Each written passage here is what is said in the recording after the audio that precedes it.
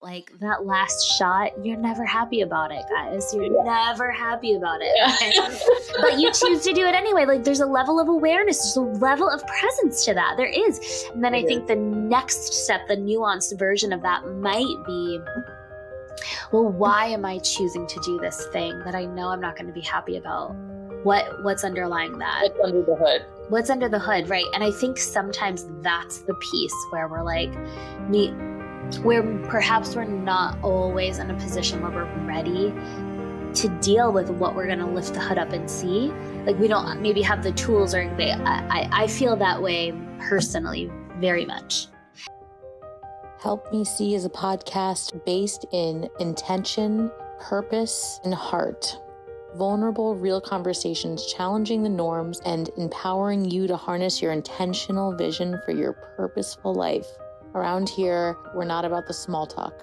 We're unpacking all of the unnecessary crap that we've carried with us for far too long. Some of these episodes are solo style. I like to call them my little audio journal with my innermost thoughts that leave me thinking, am I the only one that feels like this? And then some super inspiring guests having conversations that I truly feel like are needed in today's world. Listen into a new episode every Wednesday and leave inspired by your everyday with the deep peace of knowing that you're not alone and have the innate power to make this life count. Have you ever just felt like you're missing it and you're not even sure what it is? And then all of a sudden you look back at like baby pictures of your kid and you don't even understand where the time went in the most cliche way. That's why I created Nostalgia Now. Imagine if you were able to just activate your nostalgia vision in any given moment and just know that you're really seeing it, that you're really experiencing your good old days now. That's what we do in Nostalgia Now. Nostalgia Now is a monthly membership that is filled with doable, sustainable practices that we'll actually carry with us in our lives.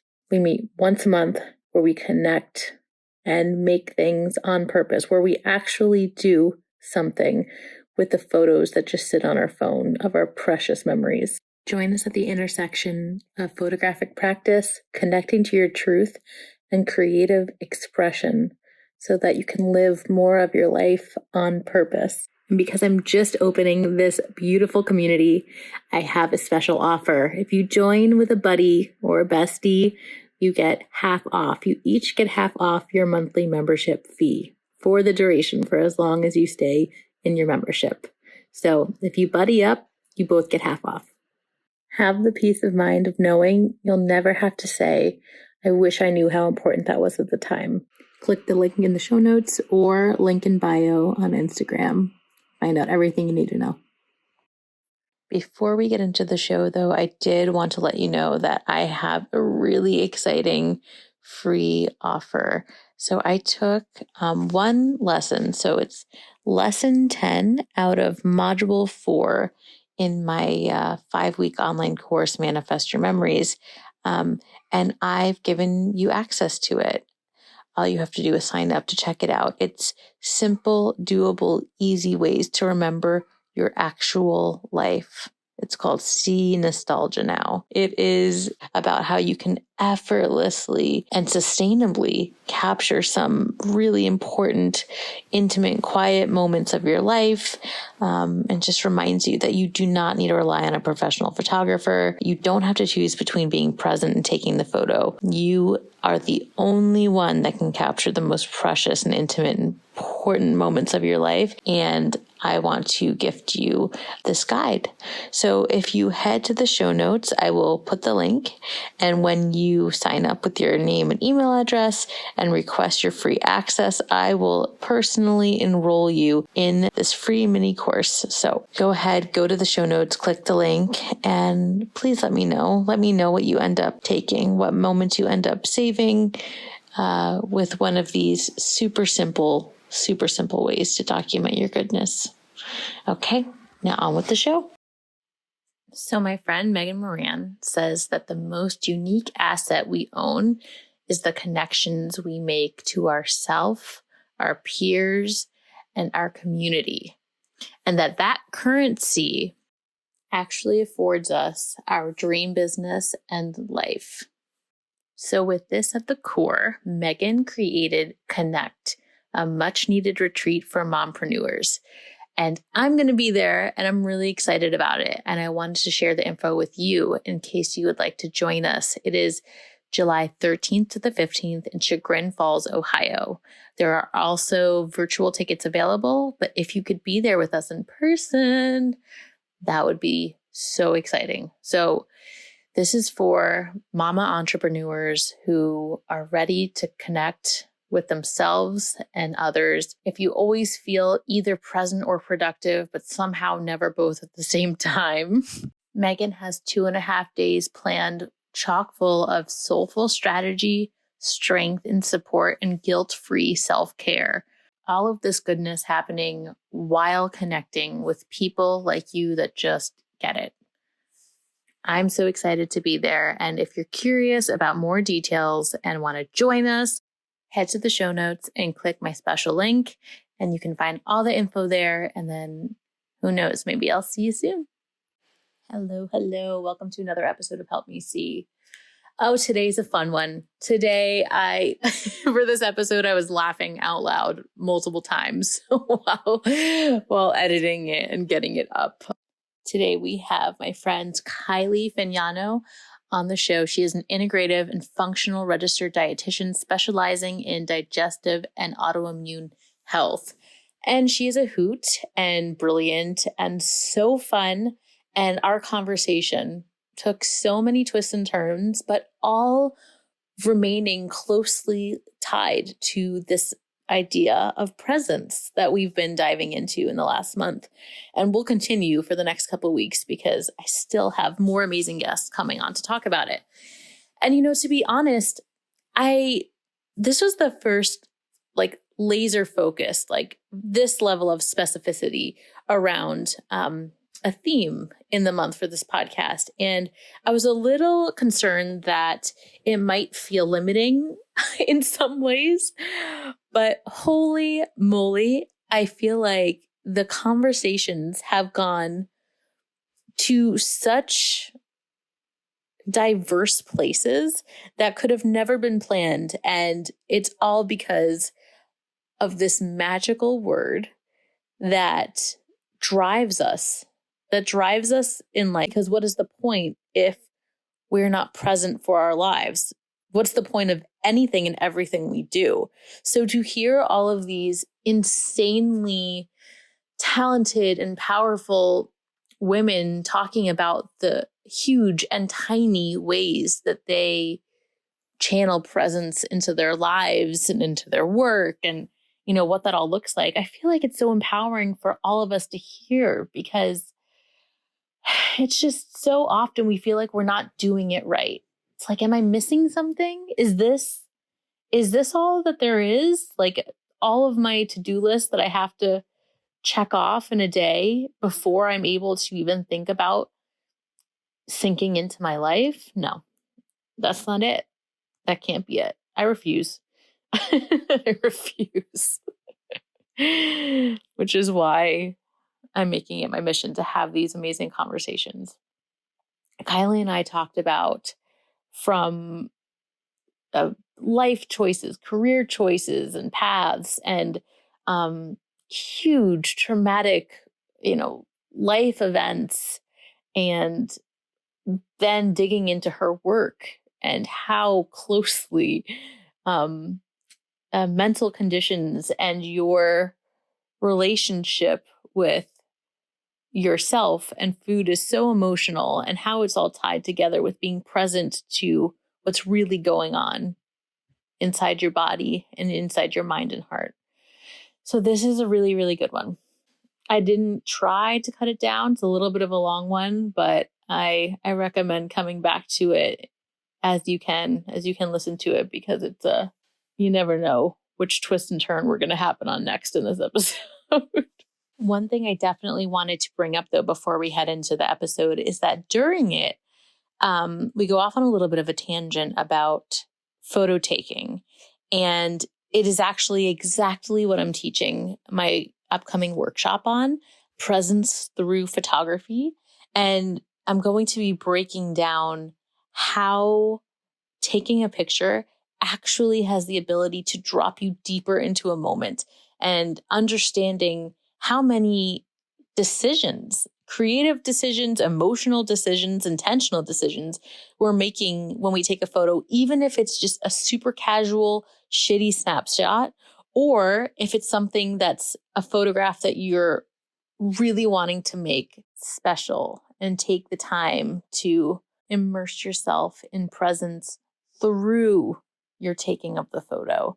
It is my number one passion point conversation. And if you want to join me live or get the replay link, if you can't make it live, go ahead and go to the show notes. I will provide that link in there, as well as any links to Kylie if you want to dive deeper into her world, because she is so effing fun and amazing to listen to. So without further ado, let's dive into the show.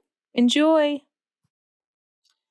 Hello, Kylie. Thank you so much for joining us today on Help Me See. How are you? I'm wonderful. I'm happy to be here. Thank you.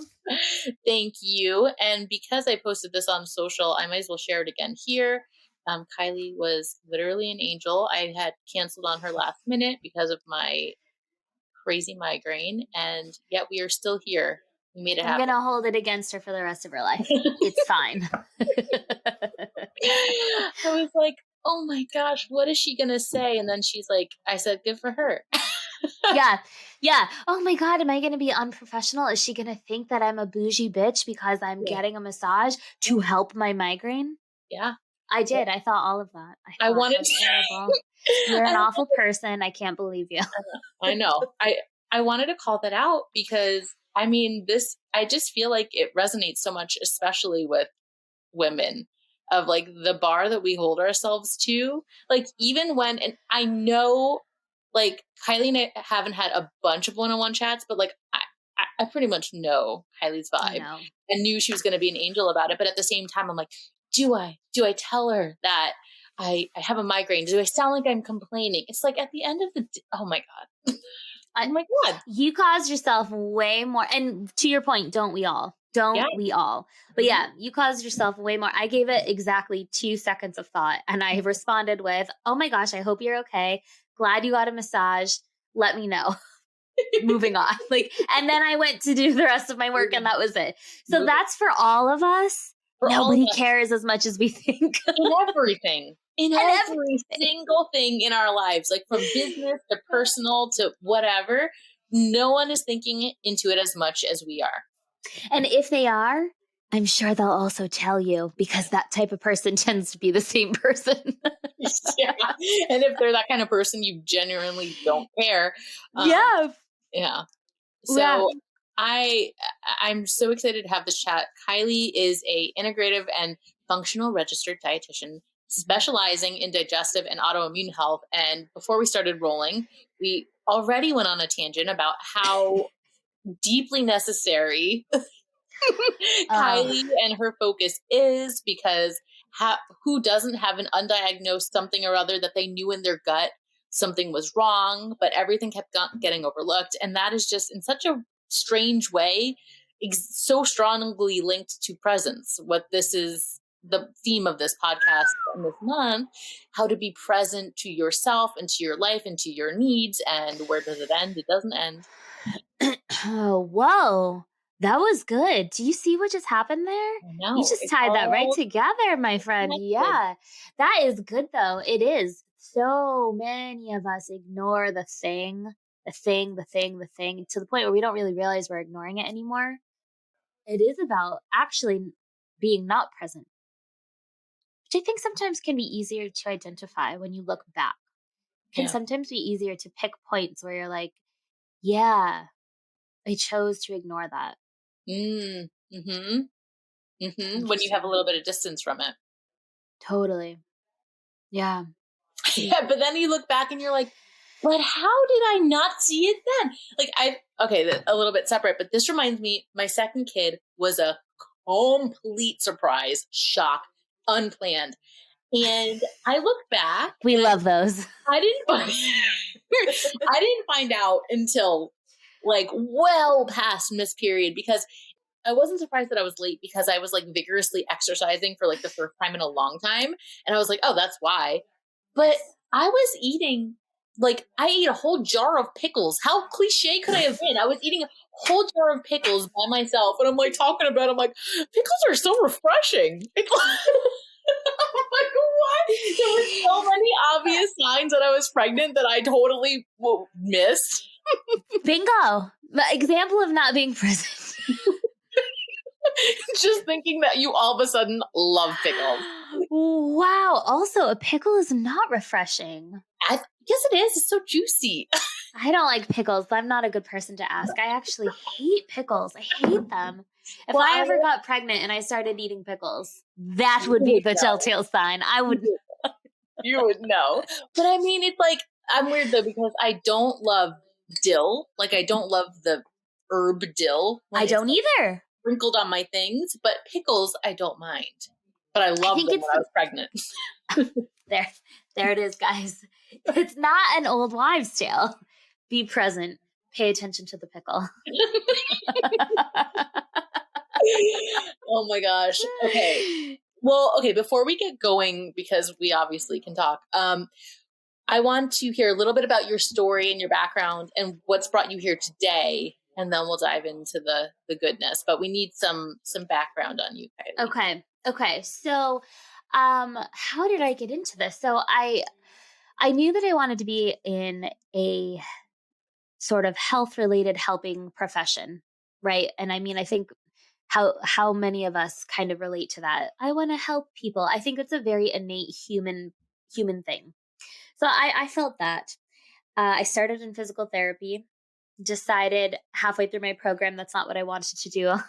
Classic. And finished out with a psychology degree, was going to go to chiropractic school, got accepted, and like a month before before I was supposed to start, I was on the phone crying to my dad. This is a great example of not being present, and then being present, just bawling my eyes out about how I wasn't sure. I didn't know. I just had that pit in your stomach where it wasn't like, gosh, the decision to go to chiropractic school would not be a poor life choice, right? Like how rewarding, how wonderful. That was on track with the things that I said I wanted to do, right? Help, health, a little outside the box, a little more integrative, right? My dad said to me, I will never forget this. I was sitting at that stupid little desk in that god-awful orange room. I remember it clearly. It was awful. This is present. This is a moment. Yes, this is a moment. And I remember him saying to me, Kylie, you don't have to go. And I was like, oh, interesting thought.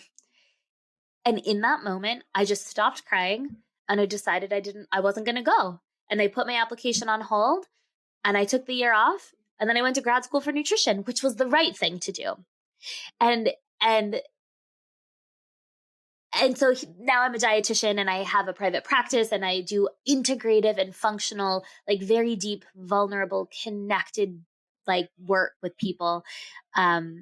It can be very challenging. It's hard because you're not going in and being handed a sheet of paper and saying, hey, follow this. And even that's hard sometimes, let's be honest, even that is hard. Food is very emotional, but it's very rewarding because you get to be a part of a really deep, vulnerable process with people. You and I were just talking about a shared experience of having Hashimoto's and how insane and how failed our experiences made us feel. And to be able to walk on the other side of that with people now, doing things that they've not been taught before, teaching them things that they have never been told to think about, and giving them tools that allow them to show up for themselves in a way that they're totally capable of doing. This is not, the thing is, and the disconnect here is really, they're just not taught. I was taught because that was what I went to school for, right? Why in the world would other people be taught how to eat to heal an autoimmune disease? Why? It's the same as like saying, I know how to brush my teeth. And just because I know how to brush my teeth and I own teeth, I could do dental surgery. Like this, one does not equal the other, right? And so anyway, this is how I got to where I am. But that story about my dad telling me, you don't have to go. I think a lot of people have moments like that where they realize, right? And for some people, and I can even point more dramatic ones out in my own life, it's way more dramatic, and the damage is way, way, way done by the time you have that moment. But we also, I think most people can reflect on those moments and connect with the sensation of relief that they really feel. Mm-hmm. And I think, I don't know that I would have been able to put this into words before this particular like themed conversation we're having, but I think that when you do kind of look back at those moments, that's really what it is. It's in that moment choosing to be aware or present to what has been festering for a long time. And I guess festering, gosh, that often is associated with negative things. And I'm talking about something for me that was negative. I think a lot of people have that. But I guess it doesn't have to be, right? It could be a festering to make a move in your business, to start a family, to move, to do something, right? Yeah. I mean, it could, maybe marinating. It's not festering, maybe marinating. Maybe marinating. I The like flavor that. sinking in, but maybe you don't end up liking the flavor. I just want to give a round of applause to Papa Bear on Steve. Papa Steve here, guys. Thank you, Papa Steve. And let's be clear, I have 3 sisters, okay? There's 4 of us, no brothers. And my father, bless his soul, has been to every dance recital, every dance competition, has prayed for somebody to have an ounce of like desire to play a sport. Sorry. No avail. Just not happening. And he's not the person that you would expect to like sit down and like look right into your eyes and like dig deep with you. Mm-hmm. Like that's not even where he was coming from. Mm-hmm. Which I think is actually the point, right? He was not coming from some like deep, really introspective place. He was present. He was looking from an outside perspective at the situation. He was listening to me say, I am doing this thing. I'm upset about it for some reason that I don't know. And he was able to see very clearly, then you don't have to choose to do it. Mm-hmm. And we do this to ourselves. Bianca, I know you and I have both done this. We do this to ourselves and think that we are trapped. Mm-hmm. We trap our own selves into thinking that something has to be, I must do this on a daily basis. I mean, even with things that don't even matter, like I defrosted the chicken. Now I have to have it for dinner. I don't want, like I don't have time to, I'm not kidding. I know people hearing this are like, yes, I do this too. I know it's a normal thing. It's a normal thing. Yeah. Yes. Yeah. Fuck the chicken. Fuck the chicken. God. It's the responsible. Maybe fuck the steaks tonight. I pulled them out. I don't know. We'll see. Who knows what's going to go down for dinner after this? Maybe we're having pasta. Oh my God.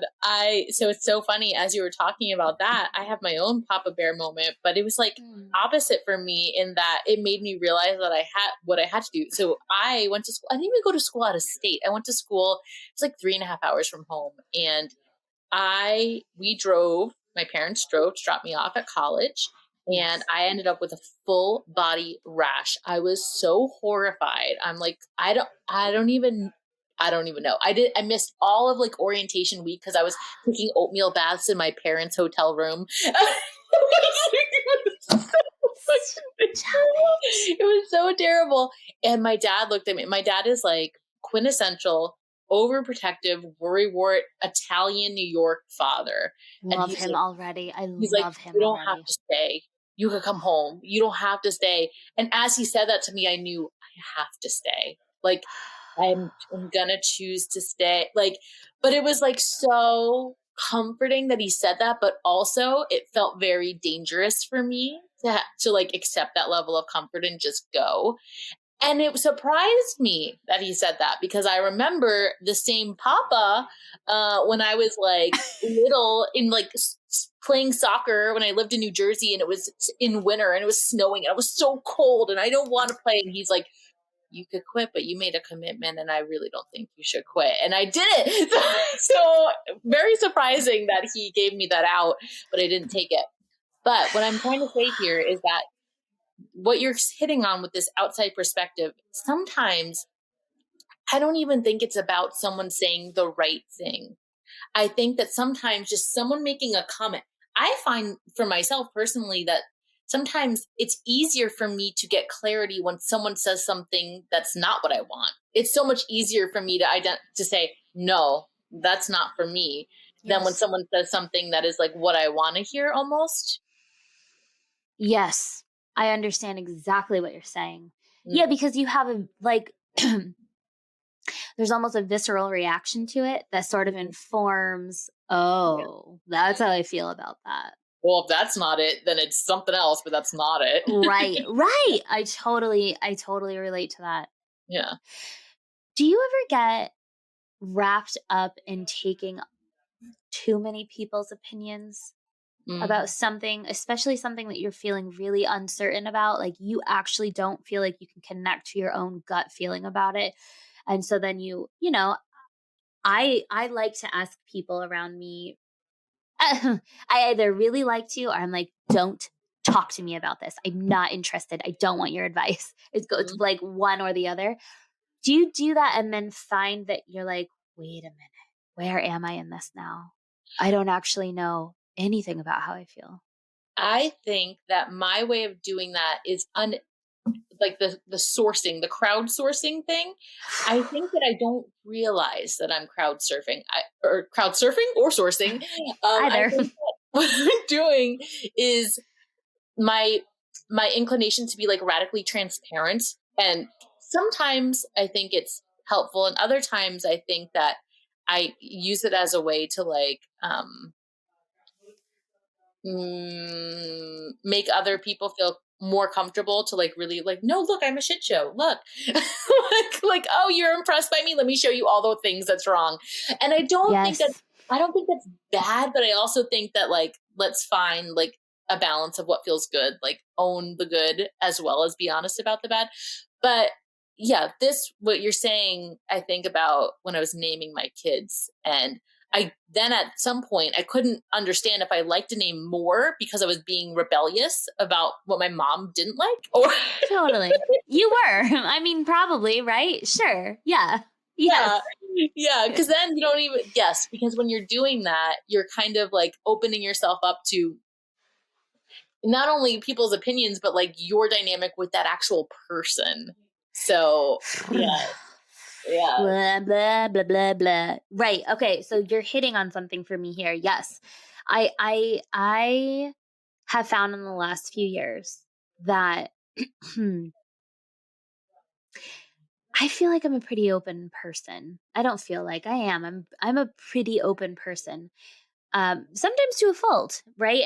And when I'm sharing things with people, by nature of sharing something, sharing an experience, you bring them in, right? Unless you start that sharing by saying, I don't want an opinion.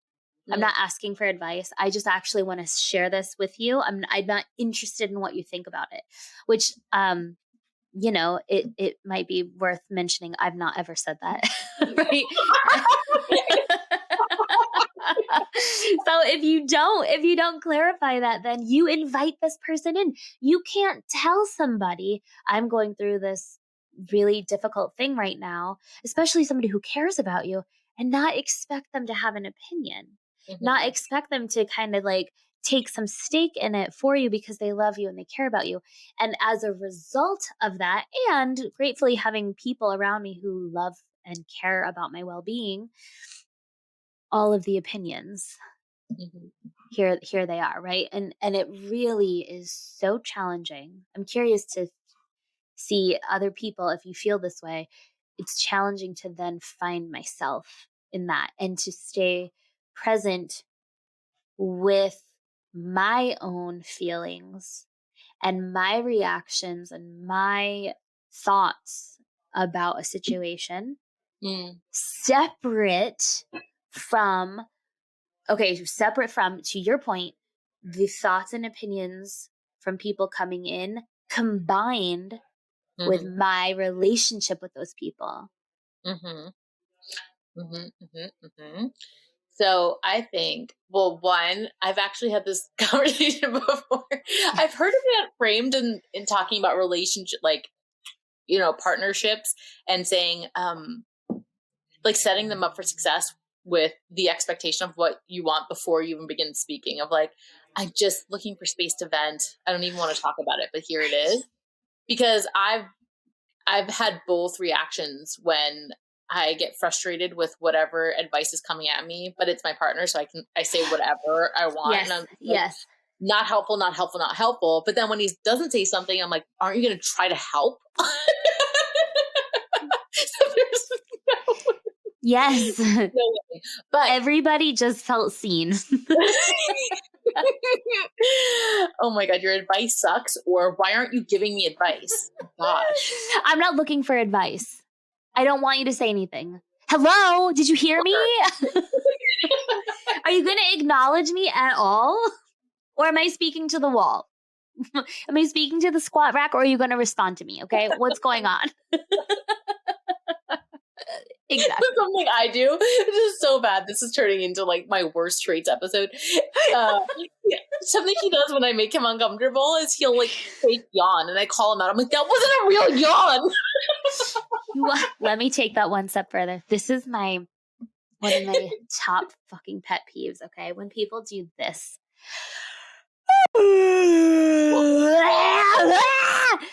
Shut up.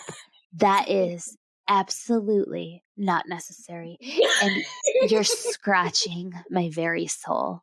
Absolutely not. Or when they'll sit down and go, no, no, sir, no. But really, what I need to do though is recognize that if he's fake yawning, it means he's scared or uncomfortable with me. See, my guy just does it on purpose to annoy me. So you have a reason to like be mindful of that. Yes. Maybe mine is just that he wants attention. Well, yeah, another cue. Yeah. What you were saying though about, okay, so it made me think of when you're talking about wanting to share and like talk about it, but also getting confused with like the feedback that comes from others. It made me think about, and it really was more directly tied before, and now I'm all confused because I'm talking about fake yawns. But what it made me think about is my rationale about taking photos, because I think sometimes we get mixed up in,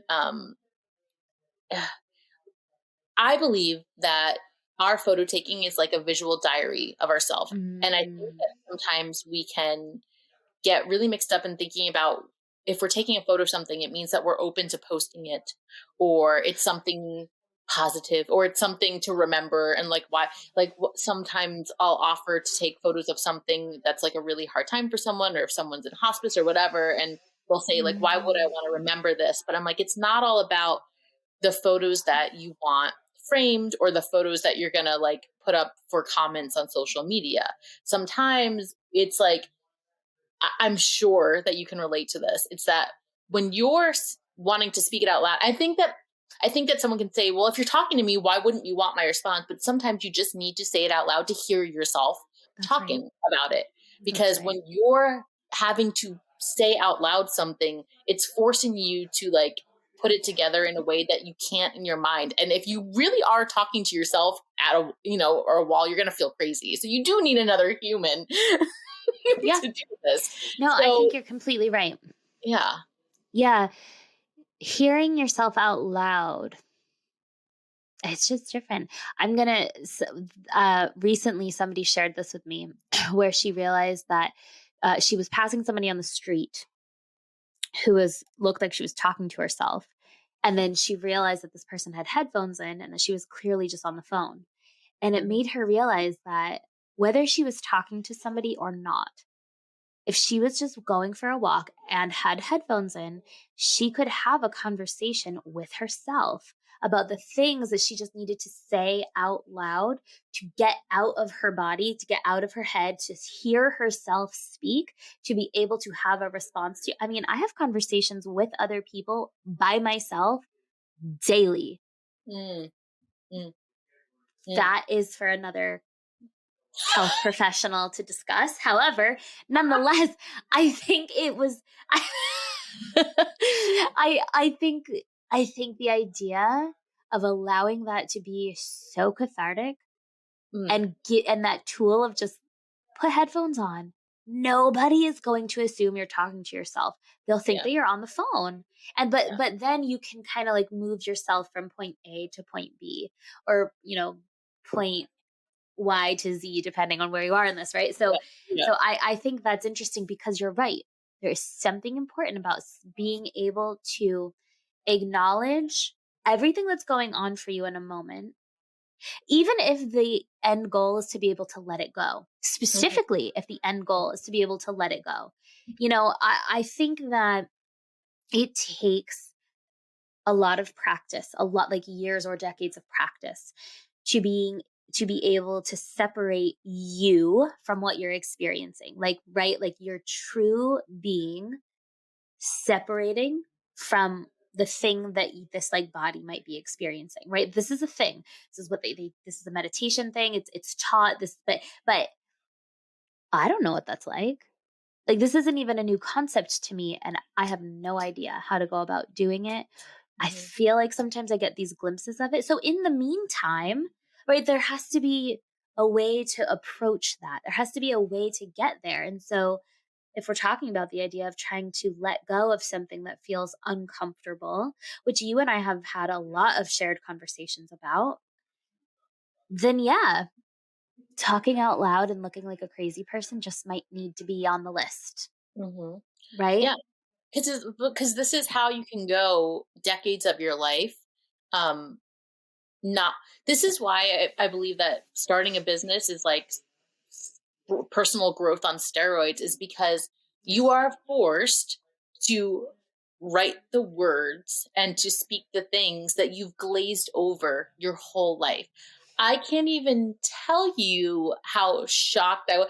Not that I was like super ignorant or naive about like, oh, I really have it together, but I really thought I was more aware and aligned with myself than I was. I'll tell you that. I relate to that so much. I think that's incredible to be able to say, because I think once you kind of have this breakdown, I mean, you can't have a breakdown without growth. Otherwise, you just stay where you were. Yeah, right. Exactly. Yeah, that's interesting to hear you say. I relate. It reminds me also of like how quickly I can write off, or in the past I would, not anymore, like journal prompts, or like someone saying like, we'll write about this, and it's like, well, I kind of want to skip this question because I already like I know what I think about that. But when they're like, no, write for 5 minutes, but like the whole 5 minutes, don't stop writing, and you force yourself to keep going, you're like, well, what the fuck is coming out of me right now? Like I read the question. I was like, oh, I know what this is. I don't need to write. This is a waste of time. Okay, fine, sure. I'll write for 5 minutes. And then by minute 3.5, you're like, what? I think know what? That was in there. Yeah. Yeah. And like coming back to this idea of being present, I think a question that goes along with that is, how do you manage to do that? And what does it look like? What does it feel like? And I think the answer to that is very, very, very different all the time. And I think sometimes it can happen like that. And a lot of times it takes a process, whether it's a 5-minute journal writing or like 3 months of falling apart, to be able to really come to this very clear, centered conclusion about something. Yes. And then it clear and centered, I feel like can feel so elusive, but it's anything but elusive when you feel it. When you come to it, it's like, So, okay. So Totally. the question here, let's see, half an hour in, the question that I wanted to ask you is, actually, you did talk about this with that moment with your father with the orange room, but like, let's pull back and think, okay, what comes to your mind when I ask you to talk about a moment where you felt like laser present, like full body, mind, soul present in your life? Can you describe a moment where you felt like that? Yeah, I can actually. I actually, okay, can I share two? One is shorter, one is longer. So there was a moment, and this might be the first time that I remember saying to myself, don't ever forget this moment. It was the first time that I had left the country. I had done a summer study abroad in Italy, and I didn't know anybody else. Like, I was just alone. I wasn't alone. I was with people, but I didn't know anybody. And we were ending our trip, and we were in Venice, and we were on a boat. That's the only way you get places in Venice. We were on this like little boat. And I was standing there by myself, and my hand was like on the rail of the boat, and the sun was starting to set. I could cry just thinking about it. The sun was starting to set, and it was just rippling on the water in this way that, you probably see it at the beach or at a lake or like, in a puddle after a rainstorm. It didn't have to be in Venice. It just was. And in that moment, I remember feeling like this is a special moment. This is a special moment. And I have no idea what we did after that. I have no idea what we did before it, but that isolated moment, whenever, when you have these like guided meditations and they'll say, go to a place where you feel safe and happy, right? Like, fuck me, what? But I often go to that spot because it was a moment of complete and utter awareness, at least to the extent that I was capable of at that time in my life. And it was calm and quiet. I don't remember. I could have been the only person on the boat. It was that kind of dialed in. It's beautiful. Absolutely. And like also visually just stunning. Goosebumps. And I also love that you were alone, like for all intents and purposes, you were alone. It was a you moment. And really it just, oh my God, I felt it just as much. And when you said, it's so funny you said this because this is how I talk about what I feel about photo taking and like your photo habit is the word this. I think everyone knows, like, you can try to flower it up in any way and like, but just you saying this is this, it. Totally. and that's saying like this. You're right. And that's it. Like of everything, of all of the crazy, like, I'm gonna read the classic novels and I'm gonna journal my ass off and I'm gonna, but like this, everyone knows what that is. This. Yeah. Yeah, no, you're completely right. I'm so glad that you connected with that because I think that is sometimes that's just the best that you've got because to say anything else would somehow take away from that. Yeah. Yeah. I know. I'm with you. I'm with you. I know it's been a rough day for you. But how do you see? And that's the thing. Now I'm curious to hear your longer one, but that is what I'm forever, probably the whole reason of this, my whole business and like this and my obsession with photography is like, how do we get ourselves to those moments more? Like that's available to us at all times. Like, okay, something that I said that this reminded me of. Have you ever watched, I'll cry. I'm about to cry. Have you ever watched About Time? No. Okay. Oh my God. Tell me anyway. It's this time traveling movie where it's Rachel McAdams is in it and I'm like obsessed with I could marry her. And then I forget the other dude.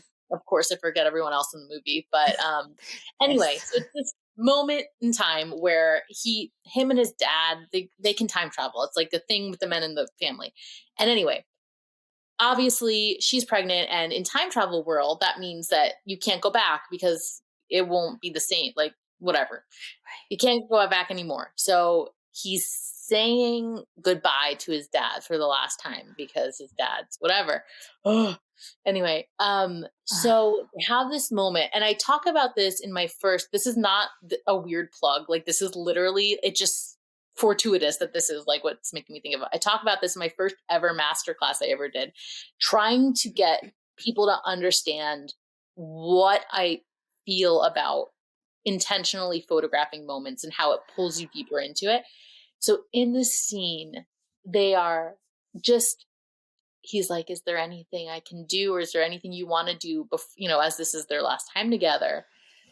Anyway, and they go back to like a time where they're like just walking on the beach, and he's like 5, and so it's just so precious. But like, they look at each other and they hug, and they look at each other, and he goes, my son. And he just looks at him and he goes, my dad.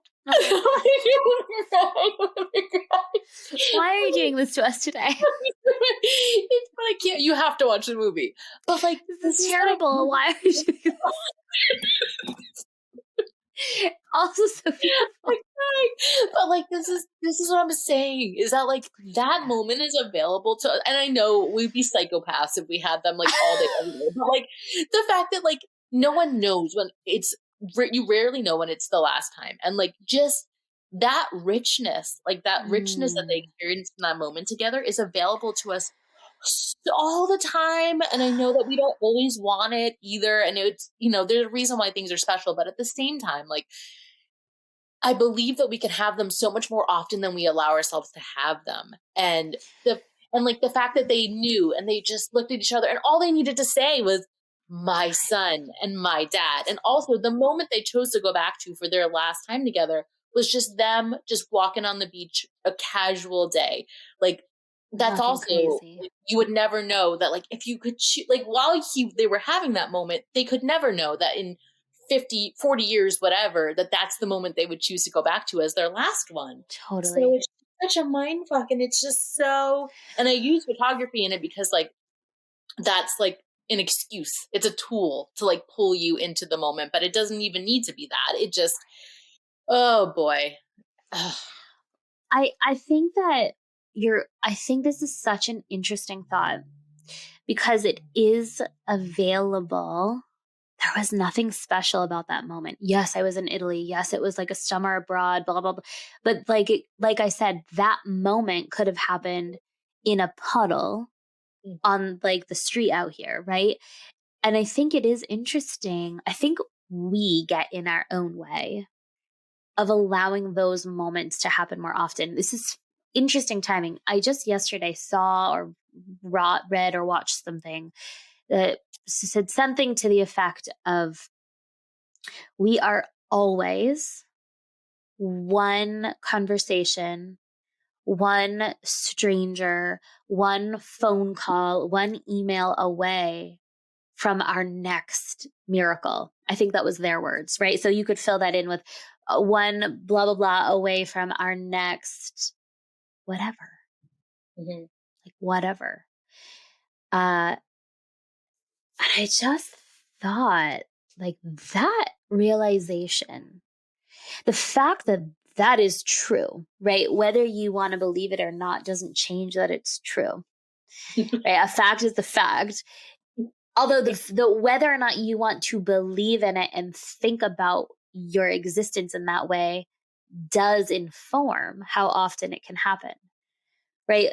Am I connecting dots here? Does that make sense? So Yes. I do think that we get in our way from being able to have these really connected, really present, really grounded and centered moments that feel really, really big and memorable and monumentous, even though it's nothing special. It was water in the sun. We see it every day, right? It was nothing really special.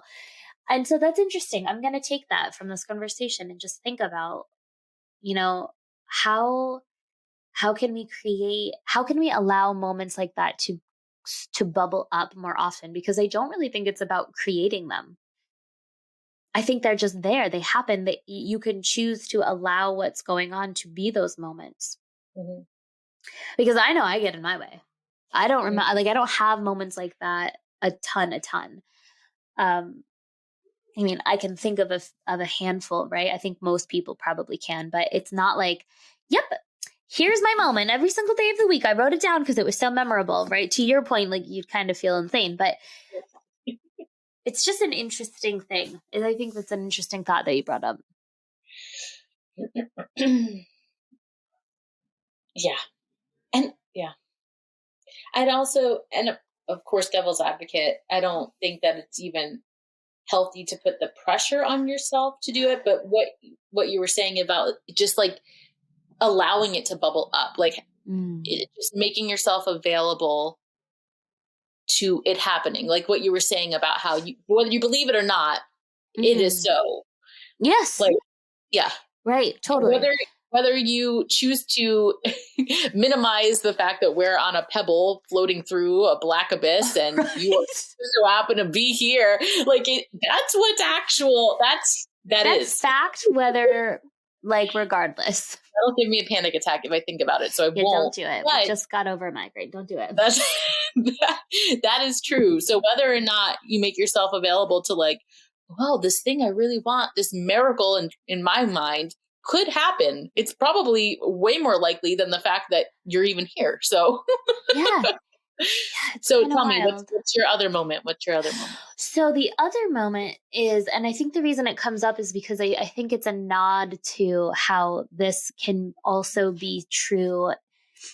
This idea of trying to be present or mindful and like having that quiet knowing can also happen outside of some like pristine, seemingly perfect little scenario, like being on a boat in Venice, right?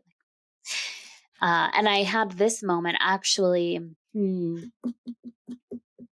few years ago.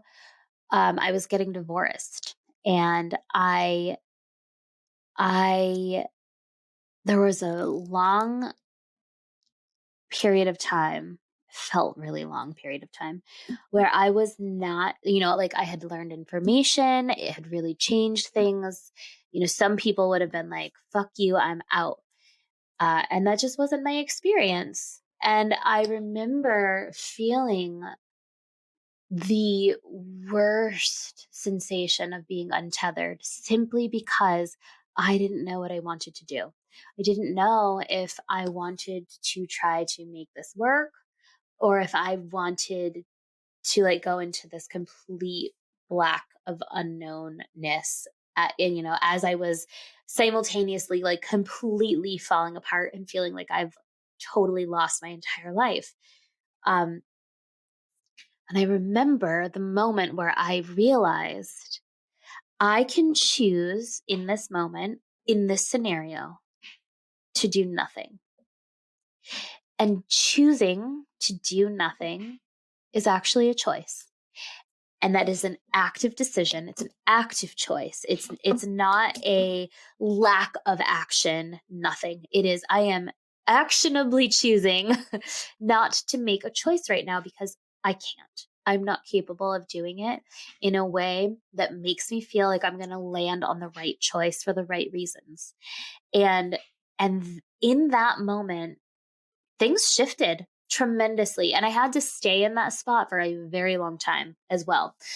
But it was really powerful. And I think I know that I am not alone in that. Maybe the particulars surrounding it, even that I don't think are really that unique, to be honest with you. I think people find themselves in shitty situations like that often. However, I think, we can find a quietness in choosing to do nothing. And when it comes to making decisions about relationships, jobs, children, health-related things, whatever,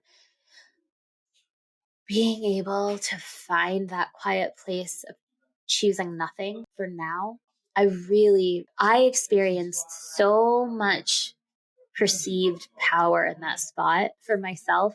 Like it felt like I was empowering myself, almost like I was giving myself permission to say like, it's cool.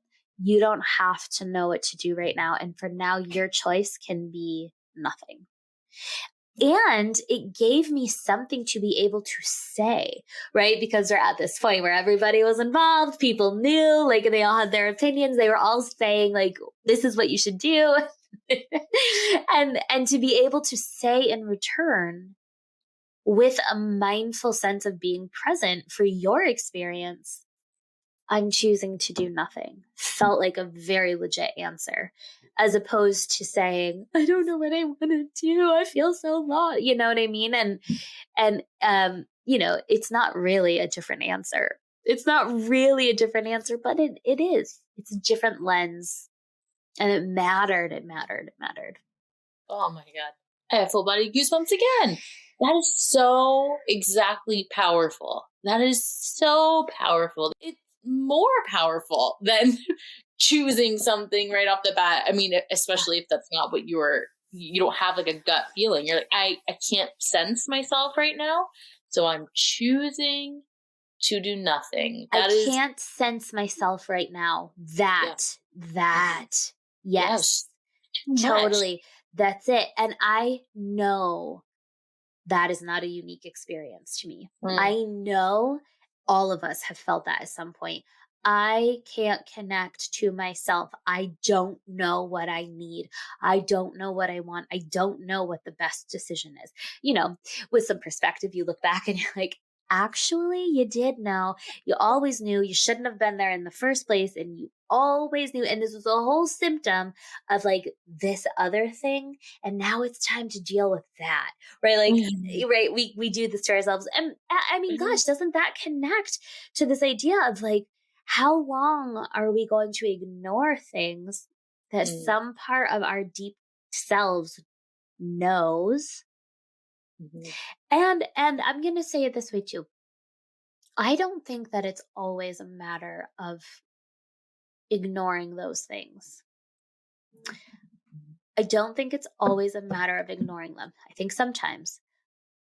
I think a lot of the time we don't have the tools or the experiences or the ability to be able to deal with it and make some sort of decision around that thing, whatever it might be for each of us. So allowing ourselves access to that would be fruitless. Like, what would be the point? I do really think that. It's making me think about something that of course, it made me feel better. It justified myself, but in a more functional way and less emotional. I learned about something. Oh, God, what is the word? I can't remember, but it was basically like purposeful procrastination. It's like you think that you're putting something off, just because you're being lazy, not lazy, but like, you tell yourself, oh, I just keep putting it off. But something inside you is like marinating, again with the word, like for a reason. Like, and it could be business. It could be like, there are certain times where like I'll mark an email as unread and I'm like, why aren't I getting back to that person? It's like, there's something that's not ready to, and it's not that I'm just like, oh, I don't have time or whatever. But I don't even know. I don't have the tools to like understand. I'm like, why am I putting this off right now? And then something else will happen. I'm like, and the pieces all of a sudden click together. I'm like, okay, now, like, not allowing yourself to be pressured by the 24-hour typical whatever to make a decision. Right. But yeah, like a mindful procrastination and like the wisdom of being still when you don't feel confident that the next choice that you make is going to be the right one. I was actually in the last episode when I was talking to Angela, she's in the mastermind with us. She was talking about how she had talked to a chiropractor or someone because she was like, she was talking about a physical issue she was having and how when I take a class, I feel like I'm in a totally different class because I'm not able to do the moves. And her instructor is like, that's called wisdom. That's what knowing, that's being in tune with yourself and physically knowing I shouldn't do that. Like, it's not that like, oh, I'm not able to do that move. It's that I know that I should not be doing that. It's being present. Mm-hmm. It is. It's being, I think it's two things. I think before you're being present, you have to be capable of. And I think like in the roundabout way, that's what we're both saying here. It's like, there's a difference between being able capable of being present in a given situation and also choosing it. Because I think there are also a lot of moments where anybody can be like, yeah, I know that I could be more present in this moment and I'm choosing to like scroll on my phone. Like that's not a hard one. That's not a hard Yeah. one. Mm-hmm. Or in this example, I could choose to ignore the pain that I have when I do this move, or I am choosing to ignore the pain that I have when I do this move. I don't even argue, like in a weird way, that is almost being present. You're just making a decision. Yeah. You're making a decision because you're aware of something. I would say maybe maybe if there are steps of being present, that's on the bottom of it. I don't know. Because then you have to start thinking like, if I'm doing something that I know is not good, right? Like that's a thing to do. Like you could make Mm-hmm. decisions that are not great for you because you're just not paying attention and you're not present, you're not aware. Then you Mm-hmm. could be present, be aware, and know that you're doing something that you're not going to be happy about. Like that last shot, you're never happy about it, guys. You're never happy about it. Yeah. Okay? But you choose to do it anyway. Like there's a level of awareness, there's a level of presence to that. There is. And then I think the next step, the nuanced version of that might be, well, why am I choosing to do this thing that I know I'm not going to be happy about?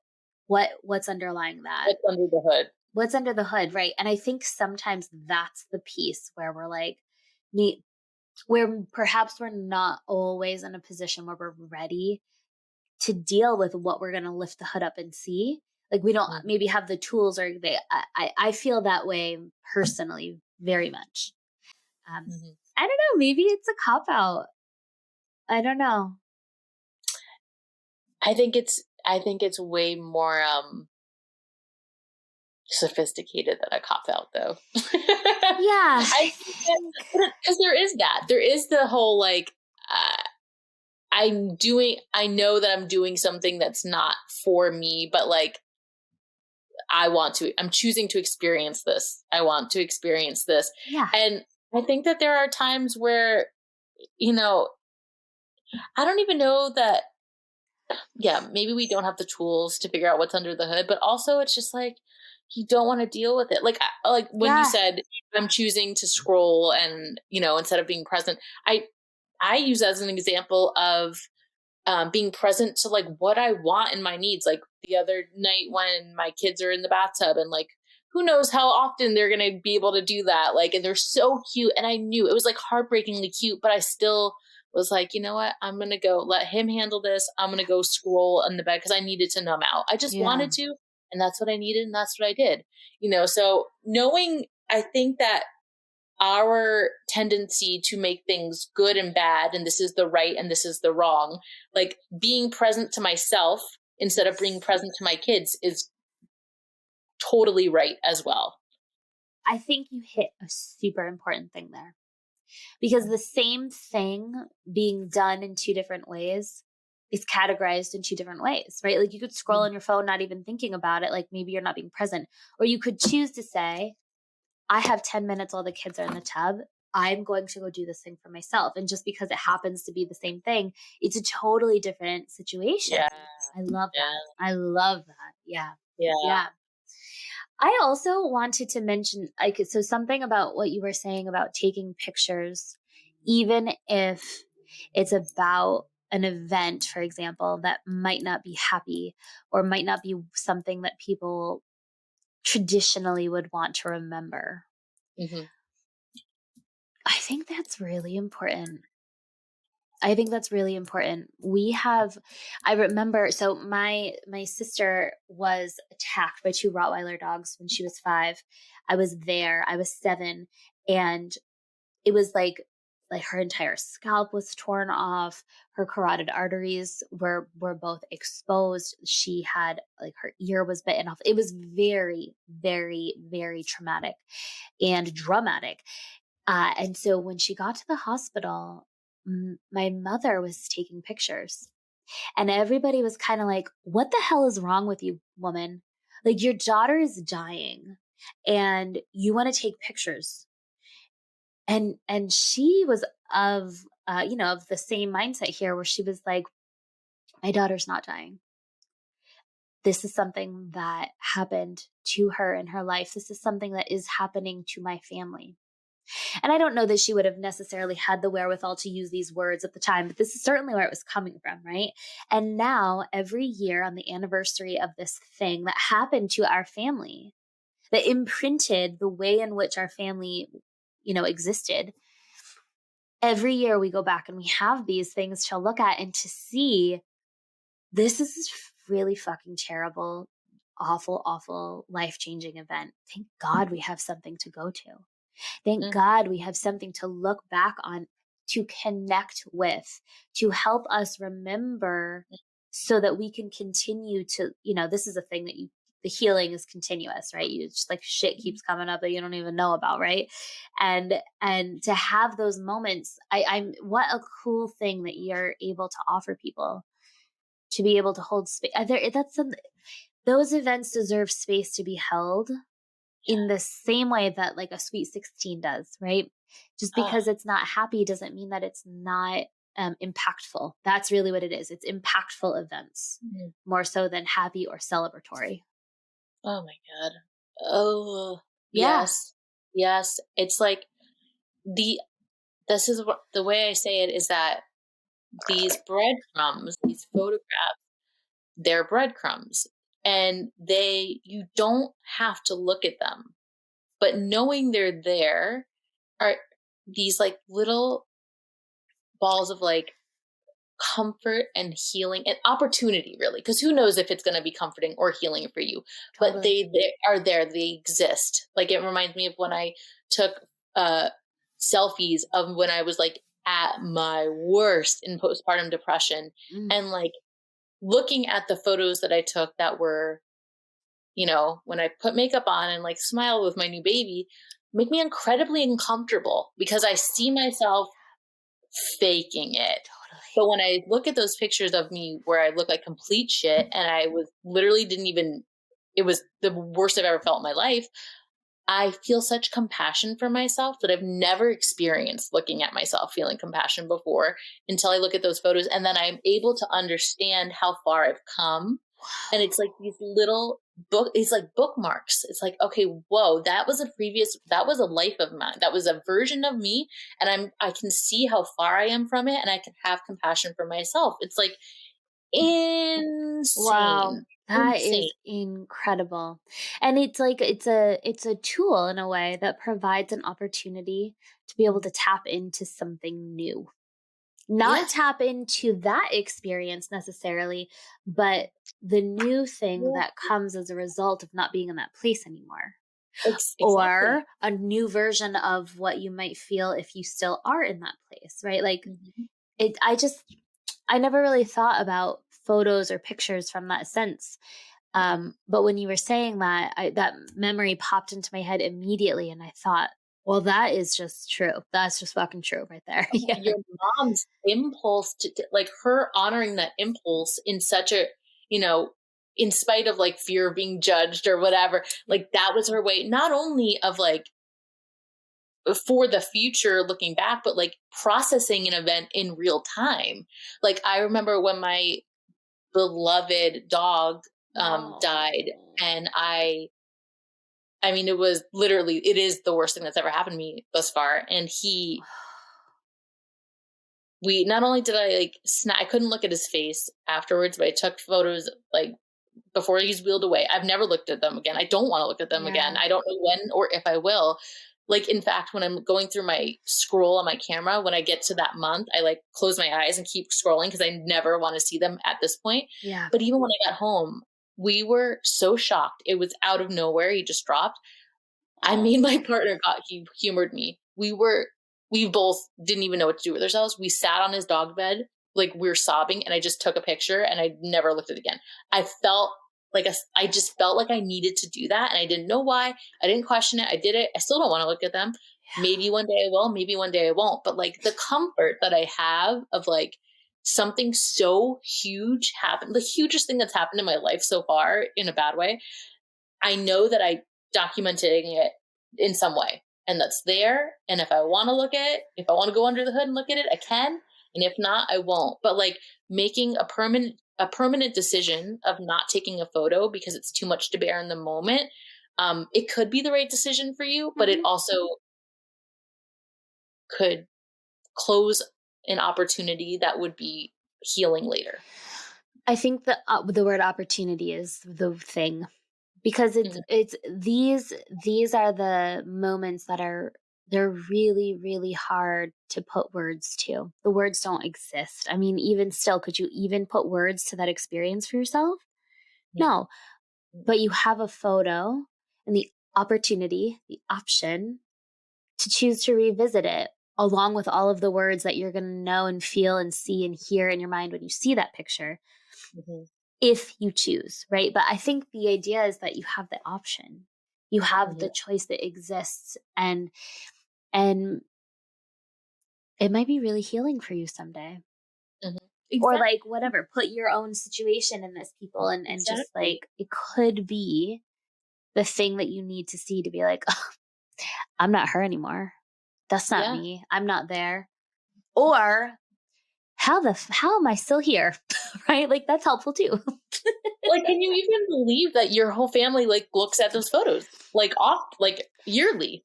It is. And it's also for people who were not involved in that experience. When you try to talk about it, it's just words. You don't understand, nor should you. Like, thank God people don't understand. I would have, but when you then pull this little book out and you show them and they can see it, they feel it, they're there with you in a way that you're not with just words, you're not.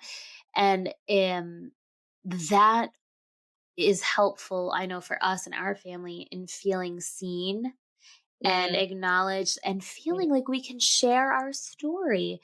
Telling stories and sharing those with people is so huge. It's so important. And yeah, I mean, listen, I don't know. I've never thought about this before. So you're kind of like getting these thoughts in real time, I guess. But this is not a plug either. Like, this is just genuinely like, I'm realizing how interesting, because I think we do get often like, oh, you can't just be in the moment. You have to be documenting all of it. And listen, there is a level of that is for sure. Right. Even myself, like, I have chosen to just say like, okay, I have enough of this moment.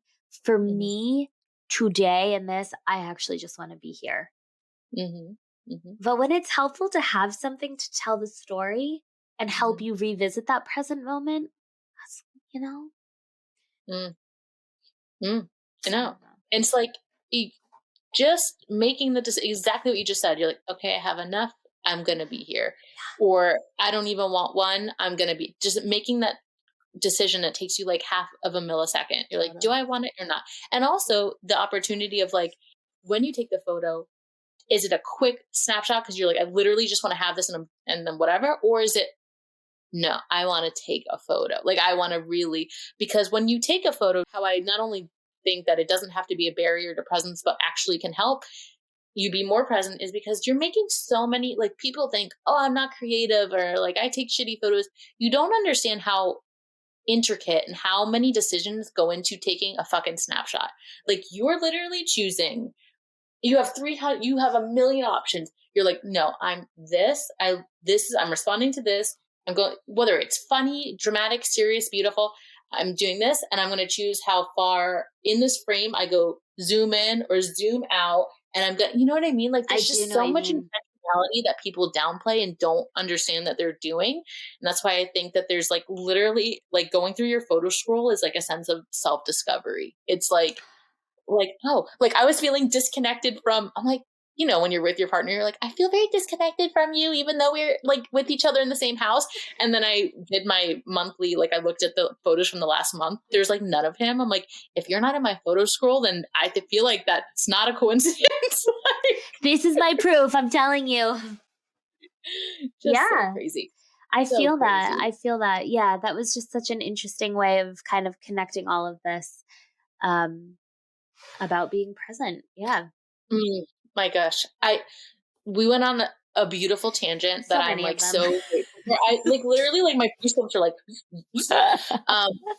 but before we wrap up, I think that there's such a huge opportunity and I don't want to miss it in talking about how this presence that we're talking to really deeply lends itself to the work that you do. And I want to get into that. So can you talk about how, like what role that you think that plays in and, you know, how you experience it? Yeah. Yeah. Oh, man. So I think everybody can agree that food is really emotional, good and bad, right? Like we in our society tend to be connected to it in a really emotional, big way. And so when you're sick and you don't have a choice, you have to make a change or else you continue to feel like garbage. Um, that's a big deal. You know, it feels like a lot of your decisions are being taken away from you. It feels like you're at the mercy of, you know, like being undone by a piece of cheese, right? Like it's just really, it is a big thing. And because of that, you know, the clarity individually for yourself gets clouded really, really quickly. And I know this because I see it as a practitioner and I feel it as a patient. Like I am not my own clinician. I tried it. I did. And it was, you know, helpful in a sense and like just simply not enough because it's too much. You need your own person and you need that other person to show up for you the way that you're doing, you know, in my case, the way that I'm doing for my people. And a part of what I'm realizing, right, is that first of all, strata, that's the name of my practice, representing layers. Every single one of us has so many layers that make us who we are, layers of our health that brought us to where we are right now, where you're sitting in front of me and we're doing this work. And part of those layers don't got anything to do with personal, with physical health. They don't. They're impacting your physical health, but that's not where they're coming from. And I am realizing more and more my job on the other side of the screen, so to speak, is sometimes less about telling people recommendations and more about asking them questions that are going to help them understand their own situation a little bit better, right? If they have to explain it to me, it means they have to explain it to themselves in order to do that. And it's really enlightening sometimes. And those questions are, you know, it's not just, well, tell me what you've eaten today. You know, sometimes it's, you know, who's living in your house with you right now? Are you the only little girl in a house full of men who are, you know, doing things that work perfectly for their health, and that's the only modeling that you're receiving? Do I need to help you understand that in order to heal as a young woman, that's not going to work? Like, that doesn't have anything to do with nutrition. That's trying to tap into what's going on for this person right now. And it's not easy. Like, please let me just say, this is not a like, I hit the nail on the head every time, right? No, but I think what I'm trying to say is like the awareness that that's an essential piece of doing deep and connected healing work. It has to be there. You know, sometimes it's, you know, what happened around this period of time? Oh, well, I went out to eat. No. What happened? What was going on in your life? Oh, well, I had just given birth. Okay, well, here we go. Now we're into it. Or, you know, I experienced this traumatic thing as a child. There is such a huge and like shockingly devastating connection between abuse and trauma and gut health. So I'm just going to throw that one out there, you guys. If you have been dealing with GI issues or autoimmune disease, like there is a huge connection between unsettled trauma and abuse, childhood or not, and the impact that has on your mental state and therefore your gut, because the gut and the brain send messages back and forth. There is a literal physical connection through your vagus nerve.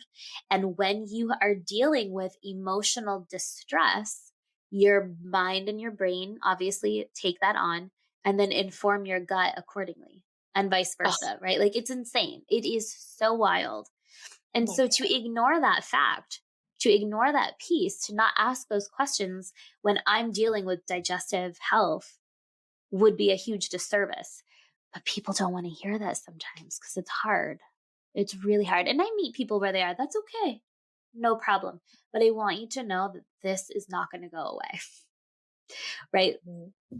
Like, if you've got a pathogen, sure, yes, we can kill that off and that will be fine. But it's not all of what's under the hood, so to speak, right? So I didn't know that. I didn't know any of that. That's so fascinating. What is, my first question is, what are the symptoms that people are coming to you for?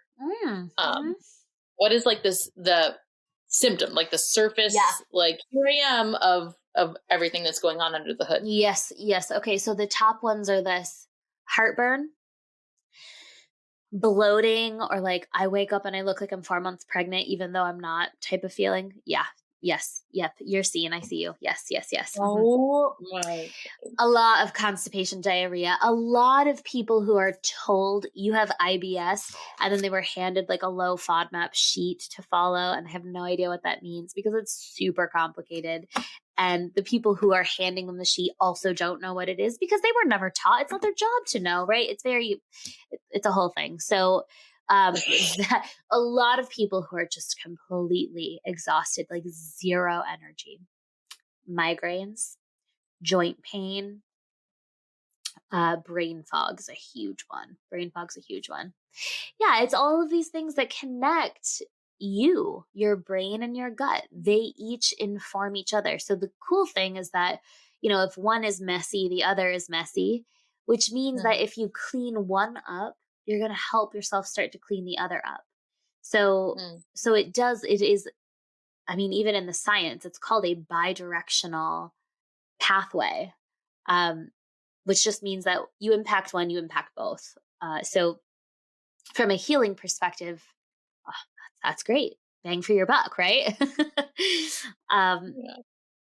Yeah, so those are the things. And I mean, I think you and I can speak to this. Having an autoimmune disease where you feel like no matter what you do, you're not feeling better is a special type of hell. It really is. It's really, and so if you are one of those people, I just encourage you to think about the fact that, 70 to 80%, depending on where you're reading it, of your immune system resides in your gut. And when you're talking about an autoimmune disease where your body is attacking itself, you have to look at the gut. You can't get away from it. You have to address or uncover or identify what's happening there in order to really, really be able to heal. It's just what we know now, and not to say that you shouldn't take a medication, not to say that there aren't other methods, because there are. I think it just depends on what type of healing are you looking for? What are you interested in for yourself? If you want the deep dive, if you want to really get to the bottom, to the root of things, you got to get to the bottom and the root of things, which is the gut, at least in part. Oh my goodness. I mean, it's so crazy. I feel like at first glance, someone might think, oh, this person wants to talk to me about my emotional state. Like, that's the woo part of this. But it's like, no, there's like a literal, scientific. Bingo. You nailed it. Yeah, there's nothing woo about it. I mean, you can make it that way if you'd like, because there's pieces of that are also very, very impactful and real. But if that's not who you are, like, don't worry, you're still welcome at this table. There is a physical, literal connection through one of those cranial nerves. So, that's interesting. And this is what I mean. Like, people don't know that. Why would you? Exactly. Like, why would you know that? And it's like, so you said you took psychology as well? Yeah, my undergraduate degree is in psychology. I have a bachelor's in psychology. Is that required for your field of work or no? No. Most people just do nutrition as an undergrad and then get a master's in it. You're doing nutrition counseling. Like, for all of the therapists out there, I want you to know I completely respect what you do. And I do refer out often. Like, it's essential. That is outside of my scope. But I do think, just the same way that a therapist, a mental health therapist, might recognize the need to send somebody to a dietitian. It's the same thing. Like, there's a lot of overlap there because there is. You can't get away from it.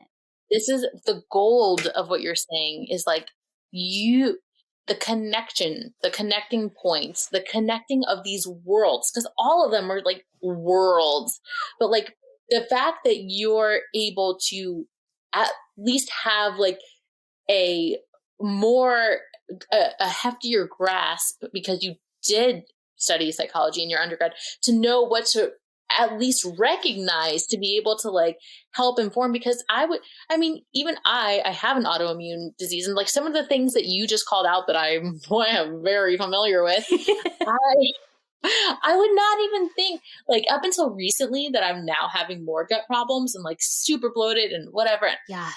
I wouldn't have even identified for myself, like, oh, I should see someone like Kylie, like, at all, because I'm just now having these issues, and it's not even in my realm. So like, it's just fascinating and also beautiful. It just all the more reason why you're so unique in like what you're doing. And also it all still comes back to, in a weird way, again, the hashtag, not a plug, present. Because it's like, it's just, all of it is about like getting quiet and like really focusing in and distilling down to like, but what's really the source of what's happening, so that we can have like a long standing, like sustainable, not a quick fix, like real deep healing. Totally. And in order to do that, you need to take action. Like, I know that we're talking about very like soft, fluffy, emotional stuff, but like, when I'm working with people, there is a very, very specific accountability. Like, you are here, you're choosing to be here, you're choosing to pay me. We're going to take action there. And we just we need information that will help us inform the action, so that, yes, correct, the right action, because you've already done a lot of this stuff on your own. By the time people come to me, like, they're not new to this. They've tried a million things. They've gone to a million people. They've taken a trillion supplements. They've paid a ton of money, right? It's about dialing in where are your priorities, why, and what action are you going to take, right or wrong. You're going to be doing something, period. Like, how do we move forward? Always moving forward. And sometimes moving forward, to our point, and just connecting all of this, means staying still. That's a hard truth for people, myself included. Damn, Kylie. Damn. This has been a powerhouse conversation. Can I just say that? Do you remember when I was like, I have no idea what I'm going to say, so whatever comes out. I knew it was going to be good. Okay, wow, I'm about to get really meta here. Do it. I guess really meta. So you said you don't know what there is to say. I wasn't as quote unquote prepared as I usually was, because of my crap day and my migraine for the last almost 3 days. And I just knew that going into it, we both had no choice but to be fully present with each other. That is so great. This was, Brian was saying, like, well, what are you going to talk about? It's like, I don't really know. Well, what's our podcast about? Like, what's the episode about? It's like, it's a good question. I don't really know. Like, it didn't matter. It was about like showing up and just kind of being, I love that. That was cut. And that was it right there. You did it. We did it. Oh my God. Thank you. Thank you for doing this. Thank you for asking me on. Thank you for being a person in this world that I can be me with. It's such a gift. Thank you. Ditto, ditto, ditto. I mean, you have no choice. You have to come back at some point. Fine. Twist my arm. Kylie has a speaking of, can you tell us a little bit about where we can find you? We're going to put all your links in the show notes, but Kylie has a podcast as well. So if you are like, oh my God, give me some more of this, tell us where to find you. Thank you. I do. That's right. I do have a podcast. I do. I co-host the Curious Women podcast with my soul friend and colleague, Meg. And we talk about women's health issues that actually end up being all people's health issues. There are a few topics that are like the menstrual cycle, where, you don't have a uterus. It's not really going to be interesting to you, but which I actually am going to tell you, that episode, we explained the entire menstrual cycle, or our guest Jillian did. Brian now has a total understanding. Listen, get your men to listen to this episode. It will change your world. I am not shitting you. If I'm not in the mood, for example, I'll be like, oh, you're on your luteal phase. I understand. You're looting. He made it. Yes, he calls it looting. Oh, are you looting? Maybe a follow-up question. Yes. Did you force him to listen to this, or did he listen to it just like, because he usually does, because Ben does not listen to my podcast, nor do I really want him to, but that's really funny. It's a good question. I think more so he hears me recording it. He's like there live for it. Yes. Oh. And then I drill it into his head. Like, I want you to understand, this is not my choice.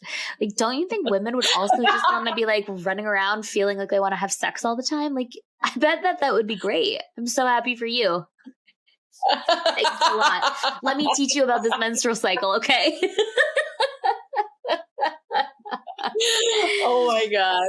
So nonetheless, yes, God. That's the Curious Women podcast. It is a hoot.